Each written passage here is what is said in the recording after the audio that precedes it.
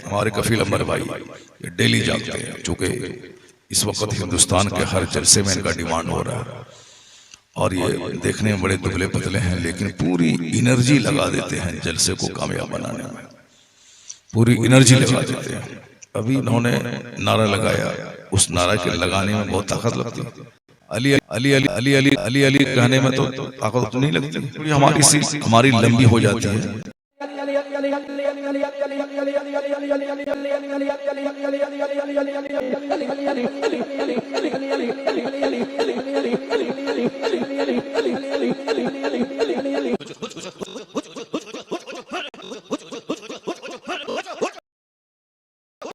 अस्सलामु अलैकुम व रहमतुल्लाहि व बरकातुहू। उम्मीद है नादरीन आप खैर आफियत से होंगे। नादरीन ये वीडियो आप ज़रूर देखें जिसमें हज़रत मुफ्ती शहरयार खान साहब कफ़ील अंबर के बारे में क्या कह रहे हैं। ये वीडियो पूरी ज़रूर देखें जिसमें मुफ्ती साहब कफ़ील अंबर के ताल्लुक से क्या कह रहे हैं। ये पूरी वीडियो मेरे साथ आप ज़रूर देखें।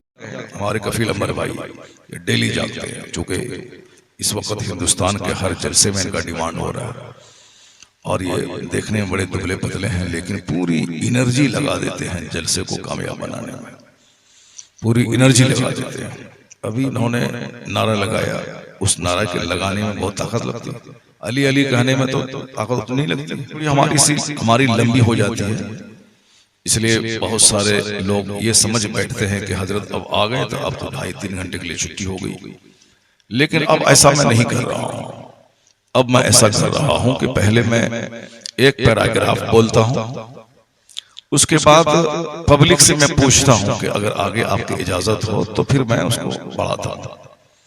अगर एक पैराग्राफ के बाद आप सेटिस्फाइड हो गए, इसके आगे आपको नहीं कुछ चाहिए, तो फिर तकरीर मैं बंद कर देता हूं। तकरीर 5 मिनट की भी कभी होती है। जुमा के दिन कल मैंने तकरीर की अपने शहर की बड़ी मस्जिद में, तो वहाँ बमुश्किल तमाम 25 से 30 मिनट मेरी गुफ्तगू हुई। और कभी कभी कोई खतीब नहीं रहते हैं, 10 बजे अगर मुझको बैठा दिया गया तो 10 से लेकर 2 बजे तक 4 घंटे की तकरीर हो जाती है। यानी 4 खतीब का काम अकेले में कर देता हूँ। उस वक्त लोग तरोताज़ा रहते हैं, फ्रेश रहते हैं, लेकिन जहाँ नातखानी लंबी हो जाती है और लोग थक जाते हैं, तो अब इंसान होने के नाते सबों को हाजत होती है।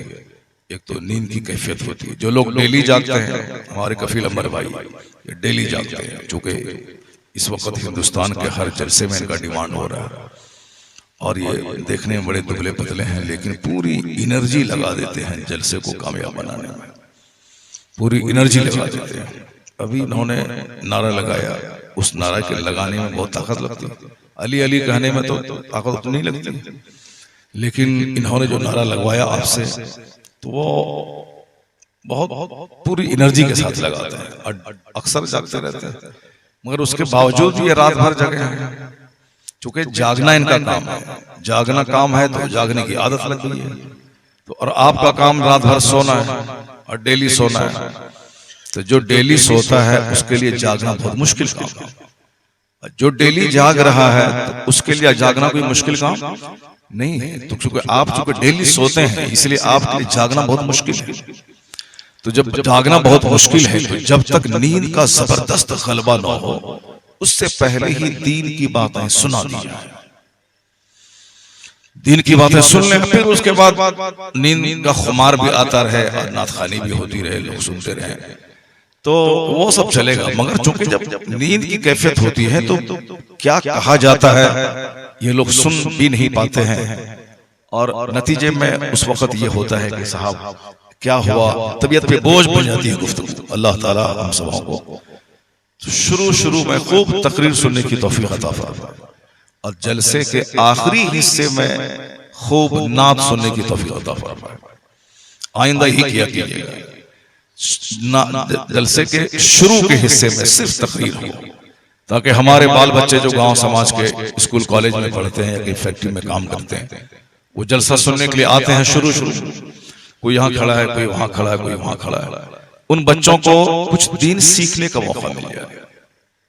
वो बच्चे नात सुनने के इंतजार में रहेंगे और इसी बहाने वो हदीस सुनेंगे, इसी बहाने वो कुरान शरीफ की बातें सुन लेंगे। तो कोशिश यही की जाए कि शुरू में तकरीर हो गया, वक्त वो चला गया, पहले था कि साहब 4 नात खां को बुला लिया, खूब लंबी नात हो रही है, आखिर में 5 लोग बैठे हुए हैं, मौलाना साहब कुर्सी तोड़ रहे हैं। अब वो कुर्सी तोड़ने का जमाना नहीं रहा, अब जमाना ये रहा कि 5 मिनट बोलो, लेकिन बोलने का मकसद क्या है ये बता दो तुमको, बंदा समझ जाए कि हमारे लिए उस गुफ्तगू में क्या है, हमारे लिए उसमें क्या नसीहत है। तो अब ये बात होनी चाहिए। कुर्सी तोड़ दिया आपने, लोग बोला कुर्सी तोड़ दिया, कुर्ता फाड़ दिया, तो कुर्ता फाड़ दिया आपने तो ये तकरीर हो गई, कुर्सी तोड़ दिया आपने तकरीर हो गई। पहले था, एक जमाना था बीच का, कुर्सी तोड़ तकरीर, कुर्ता फाड़ तकरीर, खूब चीख चिल्लाने वाली तकरीर, वो अब दौर खत्म हो गया। अब है कि संजीदगी के साथ लोग गुफ्तगू सुनना चाहते हैं। हमें हुजूर की एक हदीस सुना दो, अगर वो हदीस मेरे दिल में जगह कर गई तो सारी जिंदगी के लिए वो हदीस हमारे लिए मशअल राह हो जाएगी। आका अलैहिस्सलाम की हदीस है, मिन हुस्न इस्लामिल मर्इ तर्कुहु मा ला यानी। इस हदीस से पाक को गौर से आप सुनें, इसमें 1 करोड़ बात कही गई।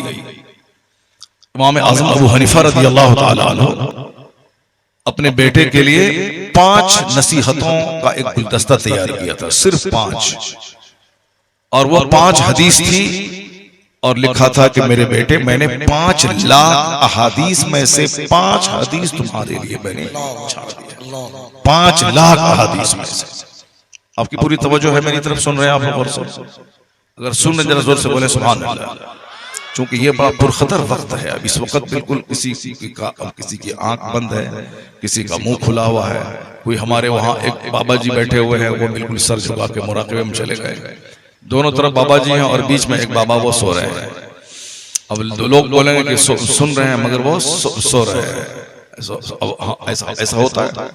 अब जैसे ऐसे आंख लग गई, अब बाजू वाला उठा, अरे मत सो, नहीं मैं कहाँ सो रहा हूँ, वो आधा घंटा से सो रहे हैं, खर्राटे की आवाज आसपास जा रही है, मगर वो क्या कहते हैं कि मैं कहाँ सो रहा हूँ, क्योंकि ये वक्त ही बड़ा पुरखतर है। एक बार जोर से सुभान अल्लाह हो जाए। और हदीस में आया है कि जद्दिदू ईमानकुम, अपने ईमान की तजदीद करते रहो, अपने ईमान की तजदीद करते रहो, रेनवल करते रहो ईमान को। साहबा ने पूछा, सरकार कैफा नुजद्दिदु ईमानना, हम अपने ईमान की तजदीद कैसे करें, हम अपने ईमान की तजदीद कैसे करें? तो हुजूर ने फरमाया, कसरत से ला इलाहा इल्लल्लाह, सुभान अल्लाह, कसरत से ला इलाहा इल्लल्लाह पढ़ा करो, तुम्हारे ईमान की तजदीद हो जाएगी, तुम्हारा ईमान नया हो जाएगा, ताजा हो जाएगा। और कसरत से पढ़ा करो। अरे क्या क्या क्या होगा, बैठो। ईमान की तजदीद कैसे होगी? कसरत से, क्या पढ़ने से? जरा जोर से पढ़े आप भी, ला इलाहा इल्लल्लाह। ये महबूब जफर आज नात पढ़े हैं, बहुत अच्छी नात पढ़े हैं, मनकबत ज्यादा पढ़ गए उन्होंने, नात कम पढ़े हैं, मनकबत ज्यादा पढ़ दी। मौला अली की नात मनकबत पढ़ दी, इमाम हुसैन की मनकबत पढ़ दी, नात जोरदार पढ़ी, हुजूर की तारीफ, सरकार की तारीफ। पहले खूब नात हो जाए, उसके बाद सिद्दीक़ अकबर की तारीफ, उमर फारूक आज़म की तारीफ, हजरत उस्मान गनी की तारीफ, फिर मौला अली की तारीफ।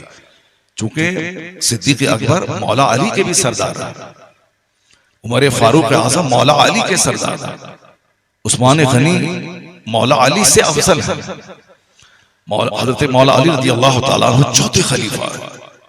मौला अली ने सिद्दीक़ अकबर के पीछे नमाज अदा की, मौला अली ने उमर फारूक आज़म के पीछे नमाज अदा की, मौला अली ने उस्मान गनी रज़ियल्लाहु ताला अन्हु को अपना इमाम और खलीफा माना, उनके पीछे नमाज अदा की।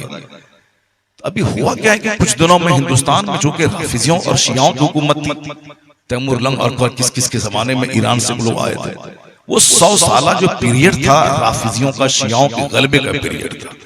उसी पीरियड में इमाम बाड़ा, अखाड़ा, ताजिया, अलम, ये सब का माहौल उसी शियाओं और राफिजियों के पीरियड में जोरदार हो गया। उसी पीरियड में सबसे ज्यादा चर्चा इन खुलफाए राशिदीन का ना करके, जो खुलफाए सलासा का ना करके सिर्फ मौला अली का चर्चा करने लगे। अब चूंकि मौला अली रसूल पाक के दामाद हैं, अहले बैत अथार में से हैं, पंजतने पाक में से हैं और हमारी मोहब्बतें उनसे वाबस्ता हैं, इसीलिए लोग बोलना नहीं चाहते थे कि मौला अली का नाम क्यों ले रहे हो, क्योंकि उसे मोहब्बतें वाबस्ता हैं। कैसे बोलेगा मौला अली का नाम कैसे ले रहे हो? लेकिन चूंकि अब जब देखा गया कि मौला अली का नाम लेने की आड़ में इन राफिजियों ने शेखैन करीमैन के नाम को दबा दिया है, उनका कोई नारा नहीं लगता, उनका कोई चर्चा नहीं होता, उनकी कोई बात नहीं होती, जबकि सिद्दीक अकबर की एक रात का अमल सिद्दीक अकबर के बाद के कयामत तक के सारे लोगों के सारे अमाल से अफजल है। हदीस पाक में आया है कि सरकार दो जहां अलैहिस्सलाम तशरीफ फरमा है, सैयदा आयशा रज़ी अल्लाह ताला अन्हा की गोद है, सरकार दो जहां का सरे अक़दस आपकी गोद में है, हम मुसलमानों की मां है। आका अलैहिस्सलाम का सरे अक़दस सैयदा आयशा की गोद में है। खुला आसमान था, आसमान में घने तारे थे। सैयदा आयशा पूछती कि या रसूलल्लाह, जितने आसमान में तारे हैं क्या उतनी नेकियां किसी की हैं? अल्लाह, ये तारे काउंटलेस हैं, बेगिनती तारे, वो तो अल्लाह ही को मालूम है कितने तारे हैं, कोई गिन ही नहीं सकता है, किसी वैज्ञानिक की ताकत ही नहीं। तो सैयदा आयशा ने पूछा कि सरकार या रसूलुल्लाह अलैहि सलाम, जितने तारे आसमान में उतनी नेकियां किसी की हैं? तो हुजूर ने कहा हाँ, उमर की नेकियां आसमान के तारों के बराबर है। अल्लाह, आप नहीं बोलेंगे सुभान अल्लाह? यही है राफिजियों का असर कि मौला अली के नाम पर तो मुर्दा भी बोलने लगता है, लेकिन जो मौला अली के सरदार हैं, जो इमाम और खलीफा हैं, तो ये चूंकि हमने ऐसा माहौल नहीं बनाया है, उसके माहौल का असर है इसलिए, वरना हमें आपकी अकीदत और मोहब्बत पे कोई शक नहीं है कि आपके दिल में भी तमाम खुलफा की मोहब्बत है, सारे सहाबा की मोहब्बत है, लेकिन चूंकि असर हुजूर की नात होती है तो लोगों में जलजला नहीं पैदा होता है। लेकिन पीर साहब की मनक़बत जहां होती है तो सारे लोग झूमने लगते हैं। क्या पीर साहब हमारे हुजूर से बड़े हैं? नहीं है। लेकिन चूंकि एक माहौल ट्रेंड बन चुका है, जरा गौर से मेरी बात सुनिए। हालांकि मेरा टॉपिक ये नहीं है, टॉपिक हमारा कुरान और साइंस है, कुरान और हमारी जिंदगी है, हम उस पर गुफ्तगू करेंगे। ए बाबू, कहां भाग रहा है? बैठो बस, नात शरीफ सुनने के टाइम बैठे रहना, और जब नसीहत की बातें आने लगी, कुरान हदीस की बातें आने, भागना है। इसीलिए मैं कहता हूं कि 9 से लेके 12 3 घंटे तकरीर करवाओ और 12 बजे के बाद नात सुनवाओ। ये इल्मे दीन की तौहीन हो जाती है कि लोग कोई कुरान सुना रहा है, लोग भाग रहे हैं, और कोई नात शरीफ पढ़ रहा है तो साफ तवज्जो से सुन रहे हैं और नजराने भी दे रहे हैं। हालांकि नात सुनना फर्ज नहीं, कोई जिंदगी भर नात नहीं सुनेगा तो काफिर नहीं होगा, लेकिन कुरान पाक की तालीम फर्ज है, कुरान पाक का इल्म हासिल करना फर्ज है। जो फर्ज है उसको नहीं हासिल कर रहा है, जो फर्ज नहीं है उसके पीछे पागल है। क्यों? चूंकि ट्रेंड बन चुका है। ऐसा नहीं कि नाते पाक सुनना गुनाह है, या एक ट्रेंड बन चुका है कि अल्लाह की हम्द, अल्लाह की तारीफ, अल्लाह अल्लाह अल्लाह सारी कायनात का मालिक है, खालिक है, वही राज़िक है, सब कुछ वही है। हमारे पैगंबर अलैहिस्सलाम जो सारी कायनात के सरदार हैं, वो रात भर इतना लंबा क़याम करते थे कि आपके पाए अक़दस खड़े रहने की वजह से सूज जाते थे, यानी फूल जाते थे। तो किन की इबादत करते थे? अल्लाह की। सरकार इस कदर रोते थे नमाज में कि दूर का आदमी भी आपके सीने की आवाज सुन लेता था। किसके लिए रोते थे? अल्लाह के लिए। हर वक्त सरकार की जबान पे अल्लाह का जिक्र होता था। हदीस में आया है, मुस्लिम शरीफ में आया है कि कान नबी सल्लल्लाहु अलैहि वसल्लम यज़कुरुल्लाह फी कुल्लि अहयानिही, हुजूर सल्लल्लाहु अलैहि वसल्लम हर वक्त अल्लाह का जिक्र करते थे, हर वक्त अल्लाह का जिक्र करते थे, यानी अल्लाह का जिक्र करते थे और अपने गुलामों को कहते थे कि तुम अल्लाह का नाम लो, अल्लाह का जिक्र करो। और आया है एक हदीस पाक में कि हुजूर ने फरमाया कि इन्नी लअस्तगफिरुल्लाह कुल्ल यौमिन मिअत मर्रा, मैं हर दिन 100 बार अल्लाह से गुनाहों की माफी मांगता हूं, इस्तिगफार करता हूं। और जो इस्तिगफार करता है अल्लाह ताला उसको वहां से रोजी देता है जहां से बंदा सोच नहीं सकता। मालदार बनने का सबसे बड़ा नुस्खा है अल्लाह रब्बुल इज्जत के सामने अपने गुनाहों का इकरार करके गुनाहों की बख्शिश मांगना। 1 करोड़ रुपए की तावीज में वो फायदा नहीं है जो फायदा इस्तिगफार करने में है। इस्तिगफार करने से आसमान से बारिश होती है। अभी बारिश बंद है इंडिया में, और इस बारिश को बुलाने के लिए आज से 50 साल पहले सारे मुसलमान मैदान में निकल जाते थे, वहां खूब रोते थे, नमाज पढ़ते थे धूप में, और जब वहां से लौटते थे तो रास्ते में इतनी बारिश होती थी, लोग भीग भीग के अपने घर आते थे। अगर आपकी उम्र 70 साल 80 साल हो रही है तो आप भी कभी उलमा कराम के शौक दिलाने के बाद वो नमाज इस्तिस्का पढ़े होंगे, लेकिन अभी मोबाइल से फुर्सत ही कहाँ है कि लोग नमाज इस्तिस्का पढ़ेंगे। मोबाइल से कहाँ फुर्सत है लोगों को। न मौलाना साहब को फुर्सत है कि आपको शौक दिलाएं, चलो मैदान में चलो, नमाज पढ़ते हैं, अल्लाह से बारिश की भीख मांगते हैं, और हदीस पाक में आया है कि जब बारिश ना हो तो नमाज अदा करो, बारिश होगी। मगर अब नमाज पढ़ने की नहीं नहीं हो जाएगा। अगर बारिश नहीं भी होगी तो साल तो चल जाएगा, क्योंकि इंडिया गवर्नमेंट के सब गोडाउन हाउस में इतने धान और गेहूं पड़े हुए हैं कि 4 साल बारिश नहीं भी होगी, फसल नहीं पैदा होगी तो भी सब लोग खा लेंगे। अब लोग कह भी रहे हैं कि 80 करोड़ लोगों को मैं फ्री अनाज दे रहा हूं। बताइए, 140 करोड़ की आबादी इंडिया की है और ये 80 करोड़ लोगों को फ्री अनाज दे रहे हैं। क्या झूठ की खेती कर रहे हैं, पता नहीं कैसी कैसी बातें कर रहे हैं। सिर्फ पब्लिक के सामने झूठ बोलना है। तो चलो, झूठों का राज है, झूठ की खेती करते रहो। इतना अलबत्ता याद रखना कि झूठों का 1 करोड़ झूठ पर एक सच भारी होता है। वो सच जब रंग लाएगा, सच्चाई जब रंग लाएगी तो सारे झूठों का खात्मा हो जाएगा, और वो सच्चाई रंग लाएगी जो कि अल्लाह है। तो मैं कह रहा था कि अल्लाह का जिक्र हुजूर हर वक्त करते थे, हमें भी हर वक्त जिक्र करना चाहिए। उसी को कुरान शरीफ में कहा गया है कि इन्न फी खल्क़िस समावाति वल अर्द वख्तिलाफिल लैलि वन नहार लआयातिल लिउलिल अलबाब अल्लज़ीना यज़कुरूनल्लाह क़यामन व क़ुऊदन व अला जुनूबिहिम व यतफ़क्करून फी खल्क़िस समावाति वल अर्द। इस आयत करीमा में अल्लाह क्या फरमाता है? Undoubtedly in the creation of the heavens and the earth, in the changing of the night and the day, आसमान और जमीन की पैदाइश में तेरी अक्ल खुलने की बात है। बगैर खंभे के आसमान कैसे खड़ा है? कौन है? छोटी सी छत बगैर खंभे के खड़ी नहीं रहती। ये विशाल एक महान छत बगैर खंभे के कैसे खड़ी है? कौन खड़ा रखा है?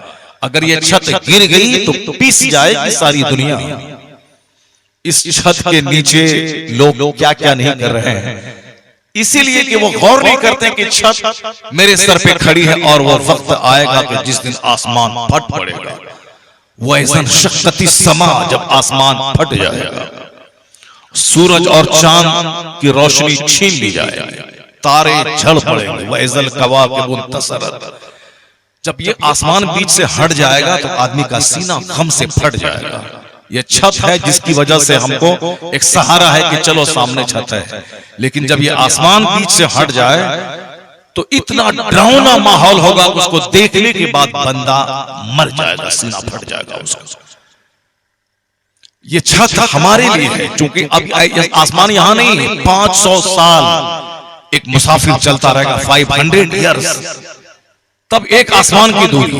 लेकिन अल्लाह ने हमारे लिए आसमान को ऐसा बनाया है कि लगता है कि जैसे हमारे सर के ऊपर है, लगता है कि जैसे आसमान वहां जाके गिर गया है, और वहां हम चले यहाँ से अमेरिका, यहाँ अमेरिका की दूरी यहाँ से कम से कम 8000 किलोमीटर दूरी। अब 8000 किलोमीटर दूर तक आप चलते रहे, यही लगेगा आसमान आगे गिरा हुआ है, आसमान आगे गिरा हुआ, आसमान आगे गिरा हुआ है। ये हमारे लिए अल्लाह ने बनाया ताकि मेरे बंदे का सीना गम से फट न जाए, इसका जीना मुश्किल न हो जाए। 4 दिन आसमान में सूरज नहीं उगता है, लेकिन बादल की वजह से रोशनी जमीन पे नहीं आती है तो आदमी उगता जाता है, घबरा जाता है। 4 दिन की बारिश से घबरा जाता है, बादल से घबरा जाता है, और धूप डेली हो तो चलेगा, लेकिन 2-4 दिन जहां अंधेरा हुआ तो जीना मुश्किल हो जाता है। और जब अल्लाह सूरज की रोशनी को छीन लेगा तो बंदे का जीना मुश्किल हो जाएगा। तो मेरे लिए है सूरज, मेरे लिए है चांद, मेरे लिए है ये आसमान, मेरे लिए है ये जमीन, मेरे लिए है ये रात में जब सूरज छुप जाता है तो सितारों की वजह से हमें रोशनी मिलती है, हमारी वहशत दूर होती है। जब ये सारी नेमतें हमारे लिए हैं तो कभी तो बंदा तन्हाई में बैठ के गौर करे कि मैं किसके लिए हूं। कभी तो बंदा गौर करे कि मैं किसके लिए हूं। ये आसमान, जमीन, सूरज, चांद, सितारे सब मेरे लिए, एवरीथिंग, हर चीज मेरे लिए है। यहां तक कि जमीन से उगने वाली फसलें मेरे लिए, ये गेहूं मेरे लिए। गेहूं के 1000 आइटम बनते हैं। ये जो ब्रेड है, ये जो बर्गर है, ये चाउमीन है, ये न जाने क्या क्या सब है, ये सारे फूड में गेहूं का आटा शामिल है। तो एक गेहूं के आटे से 1000 तरह की चीजें बनाई जाती है। सेवैयां है, न जाने क्या क्या चीज है। और चावल नहीं भी होता तो गेहूं से काम चल जाता, लेकिन अल्लाह को मालूम है कि मेरा बंदा तगय्युर पसंद है। मेरा बंदा एक चीज नहीं, इसको बदल बदल कर सामान चाहिए। इसको रोटी चाहिए, कभी चावल चाहिए, कभी और कुछ चाहिए। मेरे बंदे को आम चाहिए, मेरे बंदे को लीची चाहिए, मेरे बंदे को संतरा चाहिए, मेरे बंदे को सेब चाहिए, मेरे बंदे को अनार चाहिए। वरना एक अनार ही जिंदा रहने के लिए काफी है। तमाम विटामिन, तमाम प्रोटीन ब्लड अंदर में पैदा करने, होमोग्लोबिन बनाने, ये सारी चीजें अनार में मौजूद है। कहते हैं कि एक अनार 100 बीमार, यानी बीमारों की ग़िज़ा है अनार। तो मैं कभी कभी कहता हूं कि तन्हाई में बैठकर सिर्फ गौर कर लीजिए। देखिए वो बाबा जा रहा है, बाबा महबूब जफर की नात के टाइम में नहीं गए, वहां वो 2 बाबा जा रहे हैं, पीछे से 2 बाबा जा रहे हैं। महबूब जफर देहलवी सुम्मा बिहारी की नात के वक्त में लोग बाबा नहीं गए, क्योंकि बाबा तो ताजा थे उस टाइम में। अब जब कुरान की बात हो रही तो बाबा जा रहे हैं। क्यों जा रहे हैं? क्योंकि थक चुके हैं, परेशान हो चुके हैं। और कुछ देर के बाद हमारे ये बाबा बहुत मजा ले रहे हैं, गुफ्तगू सुन रहे हैं, अच्छा लग रहा है। हो सकता है कि 10 मिनट के बाद ये बाबा को भी कुछ हाजत पेश आ जाए, चले जाए। आप लोगों को हाजत पेश नहीं आएगी ना? आप लोगों को साथ देंगे ना मेरा? आप लोग जरा हाथ उठा के बोलिए, साथ देंगे इंशाअल्लाह। साथ देंगे ना आप लोग? जरा जोर से बोलिए इंशाअल्लाह। हाँ, भोजपुर आरा के लोग बड़े पढ़े लिखे लोग होते हैं, हाईली एजुकेटेड लोग होते हैं। अब एजुकेटेड लोग पढ़ी लिखी बात पसंद करते हैं, वरना अब तक में हम एक कहानी कह चुके होते, हमको भी कहानी आती है, हमको भी कहानी आती है। एक कहानी हम भी कह चुके होते। अकबर बीरबल की कहानी हमको भी आती है। बीरबल बहुत चालाक आदमी था। अब उसका साहब लोगों ने कहा कि बीरबल को बहुत चाह रहे हैं। अब अकबर बादशाह बहुत इनको चाह रहे हैं, तुमको हम बताते हैं क्यों चाह रहे हैं। उनका अपना साला, उनकी बीवी बोली कि हमारा भाई को आप उतना मर्तबा नहीं दे रहे हैं, अब बीरबल को आप बहुत बढ़ा रहे हैं। कहा तो तुमको मैं बताता हूं कि तुम्हारे भाई में और बीरबल में क्या फर्क है। कहा बताइए। उनके अपने साला से अकबर बोला कि जाओ 1 करोड़ रुपए लाओ, 1 करोड़ रुपए लाओ। अब वो गया। अब तो कोई हुनर तो जानता नहीं, कैसे करोड़ रुपए लाएगा। बोला हाई हम अकबर का साला, हमको टका दो। अब धौंस के मारे कोई दे दिया 5000 टका, 2000 टका। फिर दूसरे बोला हम अकबर का साला है, बादशाह से पैसा मांगा, उसको दे दिया 500 टका। बहुत परेशान रहा कई घंटे तक। मुफ्त कौन पैसा देगा अकबर का साला? धौंस दिखा करके। उसके बाद वो लाया, बोला कि नहीं सर पैसा नहीं हुआ, ये थोड़ा सा पैसा है। कहा बैठो तुम। कहा बीरबल जाओ पैसा लाओ। बीवी को बोला तुम देखना है। बीरबल गया, एक आदमी का घर था, उसके घर के पास में जाकर के वो सड़क से लेके उसके घर तक वो डंडा लेके नापना शुरू कर दिया। 1 2 3 4।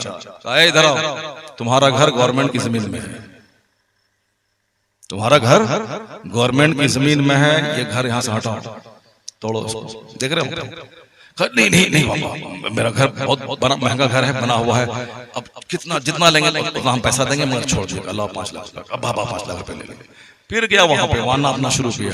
कहे तुम्हारा घर सड़क पे है, 1 करोड़ रुपए 1 घंटे के अंदर में लगा दे दिया। कहा कि तुम कैसे लाए? कहा ऐसे। कहा तुम कैसे लाए? बोला हम मांगे लोग पैसा लाओ, अकबर का साला। कहा देखो यही फर्क है तुम्हारे भाई में और बीरबल में। ये ब्रेन रखता है, ये अक्ल से पैसा ले आया 1 करोड़, और तुम्हारे भाई के पास अक्ल नहीं है। तो अक्ल अगर आदमी के पास हो तो बड़ा से बड़ा काम कर जाता है। तो अकबर बीरबल की कहानी तो हमको आती है। कैसी कहानी लगी आपको? कहानी लगी ना अच्छी आपको? ये कहानी हमको भी आती है, हम भी बोल दिए। पहली बार कहानी बोले बहुत दिनों के बाद। कफील भाई पहली बार सुन रहे होंगे 15 साल के अंदर।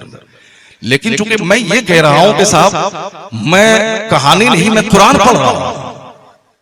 आपको कुरान सुनना चाहिए गौर से। जरा जोर से बोलिए सुभान अल्लाह। तो कुरान सुनने का टाइम है 9 से लेकर 12। अब 12 बजे के बाद तहज्जुद में कुरान पढ़ने का टाइम है। और जो कुरान पाक को तहज्जुद में पढ़ेगा वो वली हो जाएगा, वो सोने की दीवार नहीं, मिट्टी की दीवार को बोलेगा सोना हो जाओ तो दीवार सोने में तब्दील हो जाएगा। ये बगल में बिहार शरीफ है, हमारा घर तो पूर्णिया है, पूर्णिया से बिहार बहुत दूर है राजगीर, लेकिन आपके यहां से नजदीक है, यहां से सीधे जाएंगे बहुत कम दूरी पे है राजगीर। मखदूम बिहारी रज़ी अल्लाह तआला अन्हु वहां महवे इबादत थे। एक हिंदू पंडित आके बोला कि बाबा अल्लाह वाला कौन होता है? कहा अल्लाह वाला वो होता है जो पहाड़ को कह दे सोना तो पहाड़ सोना बन जाता है। इतना कहना था कि सारा पहाड़ राजगीर का गोल्ड में तब्दील हो गया।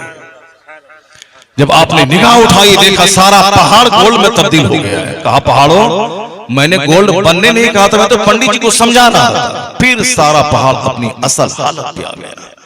ये है अल्लाह के जिक्र की बरकत, ये है कुरान पाक की तिलावत की बरकत। सिर्फ नाटंगी करने, ड्रामा करने, रियाकारी करने, मक्कारी करने, दिखावा करने, तसन्नु और बनावट से काम नहीं चलेगा। अल्लाह है, सारी कायनात को देखता है। जो अल्लाह से सच्ची मोहब्बत करता है, अल्लाह तबारक व तआला उस बंदे से मोहब्बत करने लगता है। ये मत पूछो कि अल्लाह मुझे कितना चाह रहा है। बुजुर्गों ने कहा है कि मत बोल कि अल्लाह तुझको कितना चाह रहा है, अपने जिगर में झांक के देख कि तू अल्लाह को कितना चाह रहा है। दोस्तों इस वीडियो के ताल्लुक से आपका क्या ख्याल है, आप कमेंट में ज़रूर बताएं और इसी तरीके की वीडियो देखने के लिए हमारे चैनल को सब्सक्राइब करें। अस्सलामु अलैकुम वरहमतुल्लाहि वबरकातुहू। फिर मिलेंगे एक नई वीडियो के साथ।